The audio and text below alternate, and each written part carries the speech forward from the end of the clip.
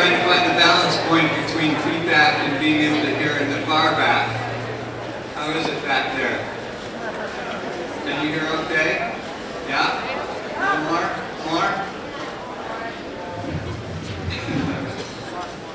Any better? Perfect. Oh, so great. Thank you everybody for being here. This is actually really fantastic turnout, and so we appreciate everybody coming out today to honor Dana. Welcome to the Open School. We had talked about locations to do this, and it was very clear to everybody involved that there's no way you could have this event anywhere else but the Open School, since the Open School was Dana's life work. So we are grateful to be able to welcome everybody here. My name is Scott Bain, and I'm the current principal of the Open School. And I'm going to say a few things just to get us started. In my role as the principal, I am often provided opportunities to be able to celebrate the wholeness and the beauty that is created here every day. The beauty that is the Open School is the result of the people and the relationships that make this place meaningful. We're here to honor and celebrate the life of an extraordinary advisor, teacher, mother, mentor, and friend who touched all of us. Like many of the early faculty members of the Open School, Dana was a Renaissance person. Wicked smart, yet equitably balanced in her passion and compassion. To say I revered this woman would be an understatement. The reverence I feel for Dana is not unique. In fact, you would be hard-pressed to find any individual who knew her or worked with her who would not feel the same way. She had this unique quality of focusing her attention on you as if you were the most important and intelligent person in her world. A.A. Milne embodied Dana's spirit when he said, "Promise me you'll always remember, you're braver than you believe, stronger than you seem, and smarter than you think." While I'd heard stories about Dana before I'd even met her, my mom referred to her as the lady with the hat who convinced her to send my siblings to the Open School. Early in my career, I had this unique opportunity. It was a really snowy day, and as you know, Dana lives up in Evergreen. It takes a little while to get here. She was running a bit late, and they asked me to go fill in for a class for her. So I went out to her room and met the kids there, and I had given the kids permission. I said, "You can leave early if you like. Dana's going to be running late, might be 20 minutes before she gets here." Not one student left. They all stayed waiting for Dana to arrive. And arrive she did in her typical flamboyant style. And then she began class. They jumped right in. As the class began, I decided I'm just going to sit, and I watched, and it was mesmerizing. And somehow, over the course of the next 45 minutes, I was transported to a coffee shop where it felt like just Dana and I were having this intimate conversation about why Shakespeare was meaningful in my life and what he could teach me about love and loss and politics and deception and compassion and leadership. And when that trance lifted and I left the class and I returned to my day, the daily grind sort of settled back in, I was left with this astonishing realization that I was there with 25 other students who were having that exact same experience of this intimate conversation between you and Dana about why Shakespeare can teach you how to be the best human being you can be. As previously noted, that experience is not unique. It happened here every day that Dana taught here. She shared that sort of magic with everybody. And as we gather to celebrate her today, I just want to point, she was as humble as she was gifted at what she did, and I think she might actually be blushing at the outpouring of love that's in this room today when it has been going on over the last couple of months. She was really unique and had a gift as a teacher, something that you don't learn in teachers' college. she had something beautiful and magical, and we were all lucky to have shared in that. So, coming up today, the sequence of events that we're going to go through, we're going to begin with a Shakespeare reading and some poetry by Scott Talmadge, who is a student teacher of Dana's. And then we'll be followed by a musical piece, a suite for cello in C major, Sarabande by Bach, which will be played by Kim Patterson. And then finally, her partner in life, Joy Jensen, and then the love of her life, Patrick Sutton, will be sharing a few words of remembrance. Once we finish that portion of the celebration, we'll transition into what we call a final support meeting, which obviously with a crowd of this size, it's going to look a little bit different. So I'll provide some instruction for that when we get to that point of the meeting. Again, thank you everybody for being here. And with that, I'd like to welcome Scott Talmadge.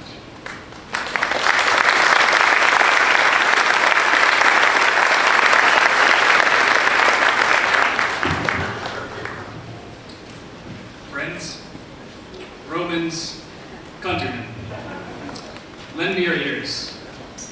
I come to praise Dana, not to bury her. The good that women do lives after them. The rest is oft interred with our bones. So let it be with Dana. She was my friend, faithful and just. Please forgive my butchery of William's words. I know Dana would have. She, however, would not have forgiven me if I did not recite some Shakespeare today for her and for all of you. I thought that passage was especially appropriate, considering it's the exact passage that brought us together. Almost 14 years ago, I was a student teacher, assigned as a practicum student from the CU Boulder, and I came down to the open school and saw the schedule of classes being provided, and the one that really stuck out was Shakespeare's Julius Caesar, taught by some crazy lady named Dana. Well, it was just getting started on my first day here, so Bonnie led me up the stairs and introduced me to the class, and they were just getting started. They were also a few days into that class, however, and they were coming to that exact passage in that first day that I met Dana. We got through that. I don't know, Scott described her class, and for those of you who experienced one, you know what it was like. It was a bunch of people sitting around on sofas and chairs, just thoroughly engrossed, reading aloud, taking turns, reading the different passages and parts, and then breaking down and studying and analyzing every single word, every single concept and idea, and how it applies to all of our lives. She was a master at doing that and bringing that out in students. Some days you might read 5 lines, and other days you might get through more, but it was just a beautiful whole experience. Well, on my first day, I've never been too shy about speaking, especially when it comes to literature. And I mentioned that, well, hey, let's look at this passage, and those are some of the most famous words in all of Shakespeare. Friend is Romans countrymen. But part of what makes them so memorable is what came right before it. And when Brutus speaks, if you look at the text on the page, it's fully justified on the right margin, meaning it lines up. There's no meter to it. There's no rhythm. There's no rhyme. There's no cadence. It's just a blunt collection of words that are about hate. And then the words that follow are Mark Antony's. And they're perfect iambic pentameter. It's perfect rhythm. And it's a message of love and acceptance. And it's that juxtaposition that makes those words so memorable. Well, Dana, of course, I remember looking at her face, she got this wide-eyed look of, wow. She pulled out her pen. You guys remember her fountain pens? Calligraphy, beautiful writing. And she started making a note in the margin of her massive, well-loved, well-worn, and well-scribbled-on complete works. And I think with that ink, we started forming a friendship. That has lasted to this day. That was 14 years ago, this January. Just like 14 lines in a Shakespearean sonnet. 14 years. She was my friend, faithful and just. I returned the following block, and we taught the Shakespeare class together. And the following semester, I returned as a full-time student teacher, and she was my advisor. We taught Shakespeare at every opportunity, film, poetry, and anything we could, really. And we had a great time doing it. I chose one other poem to read here today that we actually read in class together 14 years ago. And here are all 14 lines of it by the great Argentine Borges, translated in English, is Afterglow. Sunset is always disturbing, but still more disturbing is that last desperate glow that turns the plain to rust. When on the horizon, nothing is left of the pomp and clamor of the setting sun. How hard holding on to that light, so tautly drawn and different. The hallucination of the human fear of the dark imposes on space, but which ceases to be the moment we realize its falsity. The way a dream is broken, the moment a dreamer knows she's sleeping. My beautiful fiancée Megan and I were out here at the end of this last summer, and we met up with Dana and Joy at the Wildflower, and we went over to Revival Brewing and had a couple of beers in the afternoon, and a few hours turned into an unforgettable afternoon. It passed so quickly and felt like so few. She was very excited to come out to my wedding in the spring in Ohio, and I was looking forward to having her read something by the way. And it seems bittersweet instead that I'm here reading for her. But it's a great honor. Little did I know that final meeting was the beginning of the sunset. At this time, not theatrical, but muted. Just a few weeks later, a favorite former student of ours reached out to me and updated me on Dana's condition. I immediately reached out to Joy and Patrick, and I didn't realize that was a plane shifting to rust. In the hospice that followed, that was the last desperate blow. How hard holding on to that light. The light that Dana cast was so very bright. Her capacity for empathy, her compassion for all, her unflinching love, her complete acceptance of her students, her love of art, for the written word, her passion for life and learning. Her light is evidenced by this group here, her friends, and her pride, and her joy.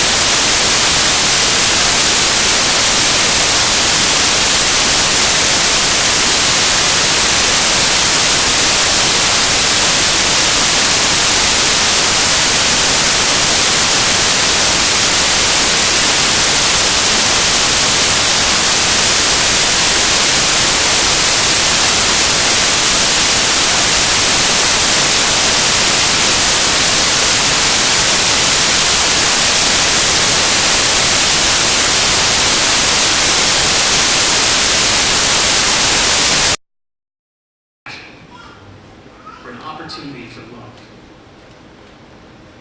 Her light, her afterglow still shines today and will continue. And it shows that the pain that we feel is simply our own fear of the dark. And the best part is that it ceases to be the moment you realize it's false. The way a dream is broken. The moment the sleeper knows she's gone. She was our friend, faithful and just to us. Thank you.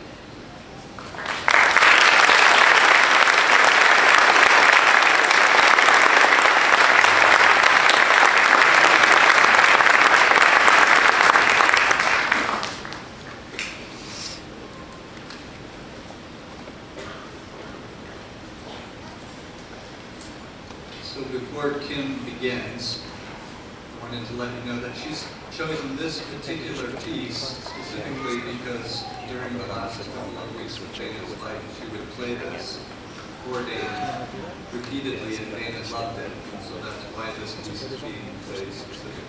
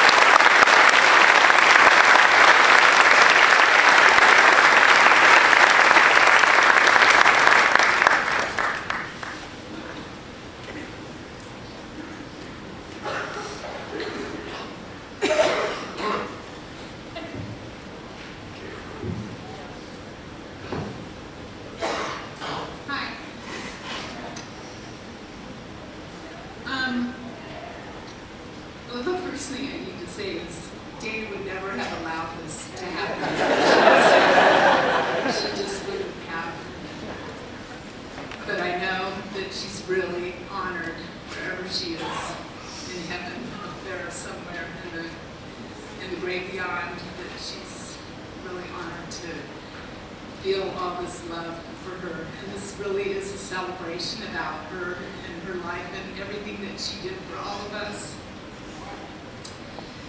So I hope, I'm not going to share a lot of stories today. There's way too many to tell.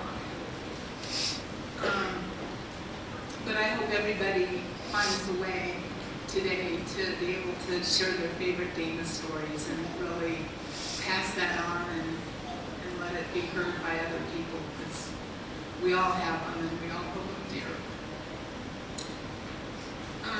Every day that I spent with Dana was a celebration. It was like a party, kind of.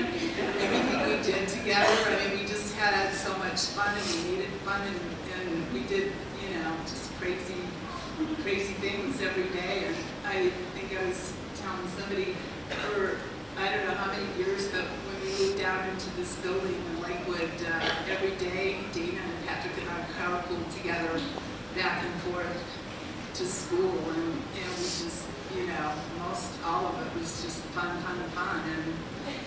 just telling stories and discussing the events of the day on the way home, and on the way to school we talked about what we were going to do, and how we were, after we had been home at night, thinking about things, what we were going to do, who we were going to help, who we were going to reach out to on a given day and pay a little extra attention to, and try to help. But Dana and I were best friends for 38 years, which is a long time. And I know there's a few of you here who've known her longer and been better friends for her for longer. But also, I know there's a lot of you that didn't know her as long, but were her best friends for some amount of time.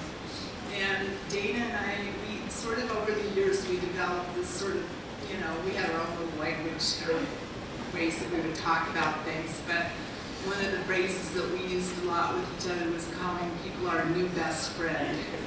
And I think it was a way to include other people, but not to feel left out of the process with each other.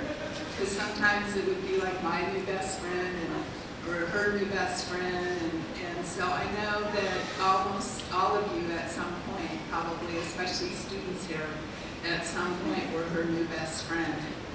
And a lot of people actually kind of got to become classified as family members in a certain kind of way. And a lot of that was advice season, part of our advising family. But because of all the time I spent with Dana, I got to listen in to a lot of conversations. And I listened to her, and I heard her wisdom and her unique perspectives on how to deal with different situations. And she just really did have amazing instincts about how to bring out the best in people and how to help people become their best selves. And we all know how much she celebrated each and every one of us, like every day. And today, we get to celebrate her. So this is the reason that I'm really up here today, because talking in front of a crowd like this is really not my thing. But it was about 30 years ago, almost 31 years ago, that Dana told me something, and she made me promise that I would say it at her funeral. And I never really thought that day would ever come. And over the years,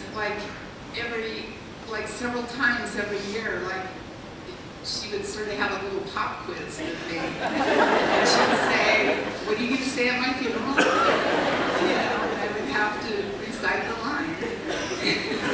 And it's really kind of short, and some of you will kind of think some of you will get it, and some people won't, but I have to do it. So here's what my line is. That Dana was considerate during childbirth. This is what she wanted to be remembered. That she was considerate during childbirth. And there's a reason why that was really important, because Dana was in labor for about 30 hours when she got that. It was a long, long time, and there were some distressful times during that 30 hours. But that was probably the biggest reason why at that moment she wanted that to go down as her. But the other part of that is just how kind of selfless she was, and sometimes I don't think she always came across that way so much, but she really and truly was. And how much she cared for and paid attention to other people and put other people's needs before her own. And she did that like every day, like all the time. And in fact, I think some people would get irritated that she wouldn't answer her telephone at night. But that was like, once she would get home, that was her sanctuary, and it was the only time that she had, you know, that because she would expend so much energy all day long at school on everybody else, and that was her priority. She'd still go home with piles of papers to go over, but she wanted to have that time uninterrupted to get, well, partly to regenerate herself, but to spend with Patrick and her family and do what she needed to do. And so she had a generosity of spirit that was unsurpassed, and her religion was about kindness and love. And she practiced it every day here at the open school. And as Scott said, this really was her church, and this is where she put it all out there for all of us. And she really believed it. And, you know, this is one little, you know, she would never kill an insect or anything at all. And I remember on a trip with her to New York City, we were staying in the youth hostel, and she would get, we call them taxis, we'd get pieces of toilet paper or Kleenex, and she'd get cockroaches and take them in, wrap them in a piece of toilet paper and throw them out in the hall. And we'd go out the next morning and there'd be all these little pieces of like toilet paper outside of our room, and we thought, oh, what are the people, you know, because we're already the people that were staying there sometimes were, you know, kind of interesting. Let's just call it. And they must have thought, what's with this, all these little bits of toilet paper outside the room. So they were her little cockroach taxis. That was the big stitch. She'd take that too. So finally, the last thing I want to say is just that Dana really believed that if something was worth doing, it was worth doing your very best. And she practiced that all the time. She practiced that in her conversations. She practiced that in her letters of recommendation. She practiced that in her, you know, responses to evaluations, and of course the way she taught her Shakespeare class. No matter how well studied she was with Shakespeare, every time she would have a class, she would study and restudy her lecture notes that she kept compiling year after year. And I mean, somewhere those have got to be like just a treasure trove for somebody, because so much was lost, you know, with her when she left.